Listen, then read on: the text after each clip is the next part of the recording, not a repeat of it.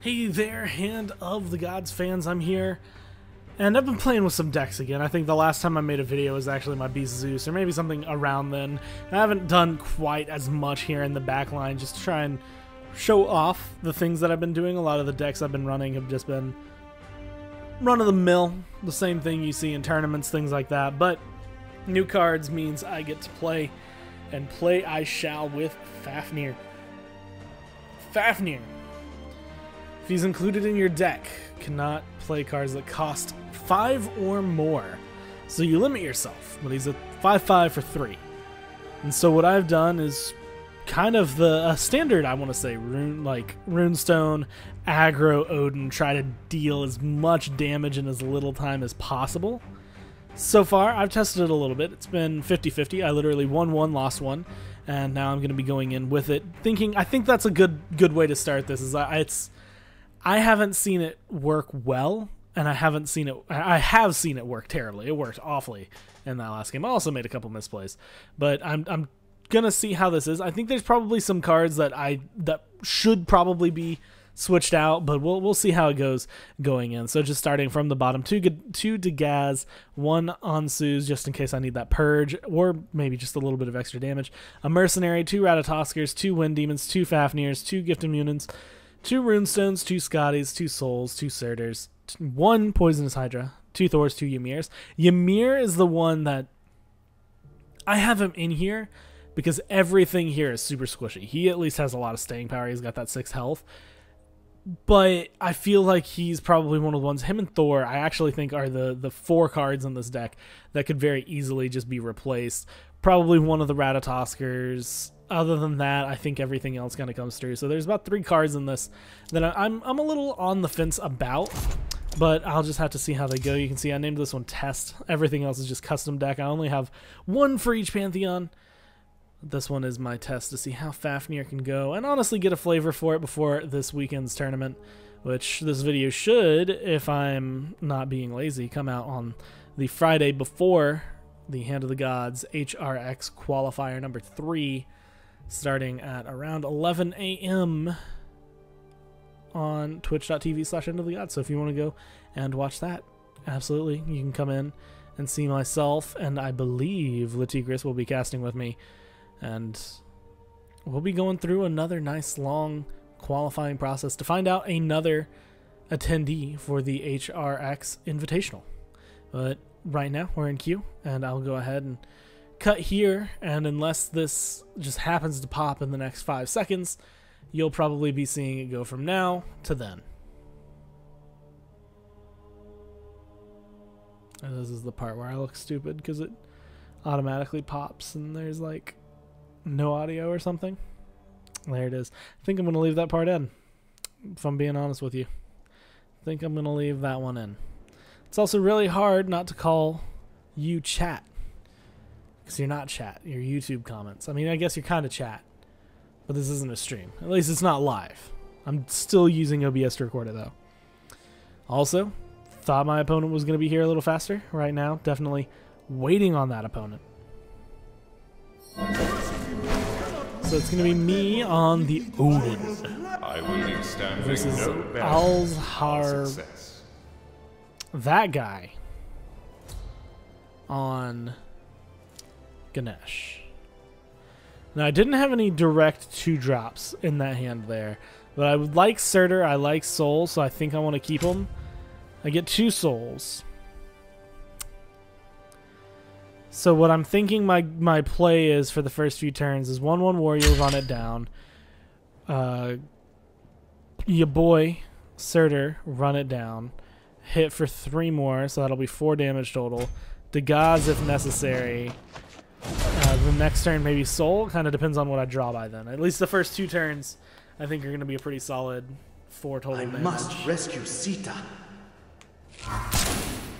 See, now that would be a big deal to me if I didn't already have a warrior right there. Because now this warrior can just come and do that. But then my question, I'm actually going to play Soul now. I think losing that warrior kind of warrants holding on to the Surtur, so I think I'm going to keep him back in my hand to use him potentially on this next turn. Because if I can buff up Soul just a little bit, I think that's worth it to me. So he'll banish her. That's a big target if I draw my Gift of Moonin, or if I'm able to get some damage down there, because he doesn't have too much. Really, again, another. This guy's running them both. Unfortunately, it's not going to live long. Do I want to do Thor? I'm going to do Thor. I don't need to waste a Gift of Moonin on this. Run Thor down. He can't reach it just yet, but now he hits the Summoning Stone. I get 2 more damage down. He's at 22, so I've taken down 3. But right as I walk into that pillar, unless he body blocks me, which would be very, very impressive if you found a way to do that, I can just walk up. I'll get the buff because I'm still technically an enemy. And then I can kill it off. So this should work like that. Bonk. I should move you here. Wait for it. You here. Wait for it.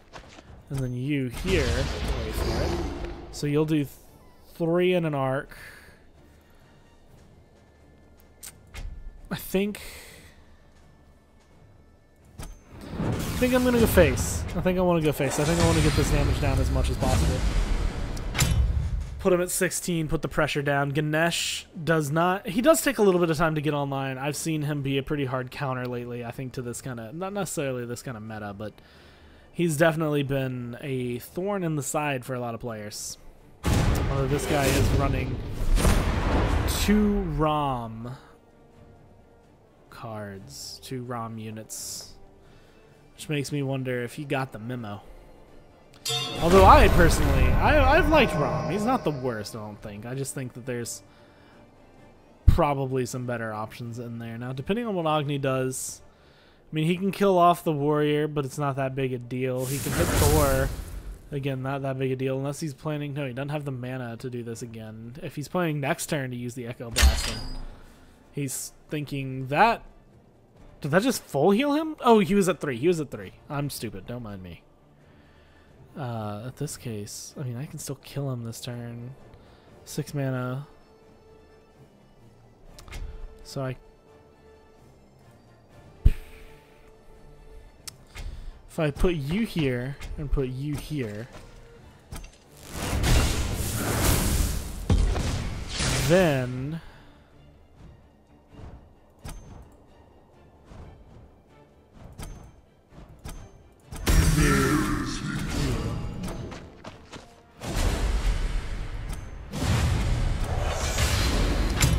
maximize damage and use all my mana.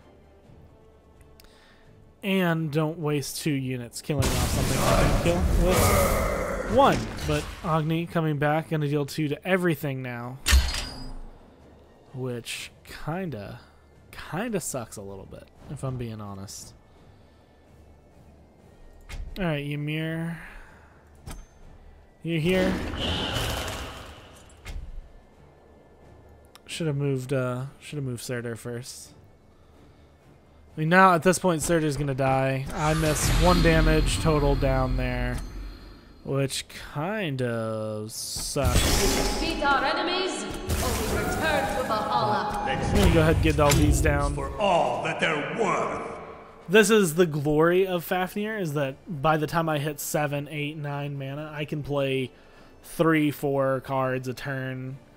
10 mana is usually everything in my deck is sitting right around 3, so 10 mana is going to be Echo Blast coming out onto the Ymir. I'll get the complete frontal wipe right there, but I have plenty of damage on the board to win this game right now.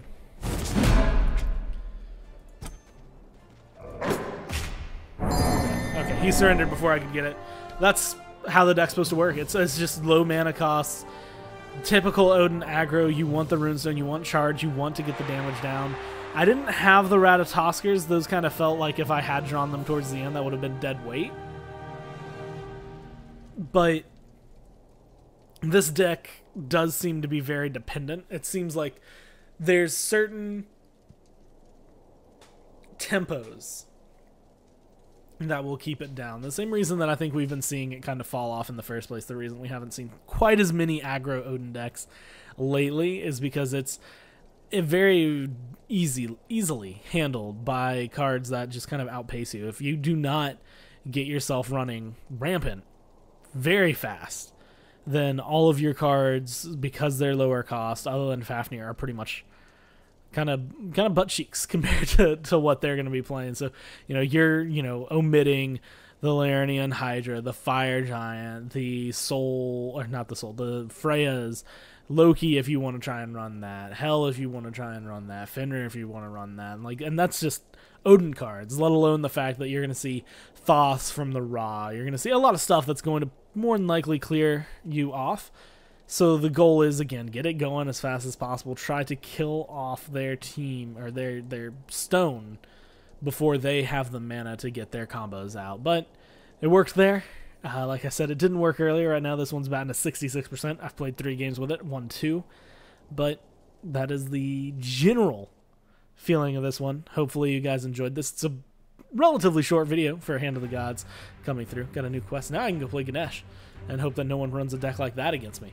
But hopefully you enjoyed it. Hopefully maybe you want to try it, or maybe we'll see some of it this weekend during the tournament. Either way, I will talk to you guys in the next video when we explore either more decks that I think are maybe just weird or novelty or fun, or maybe we just go into regular gameplay. But till then, I'll see you next time.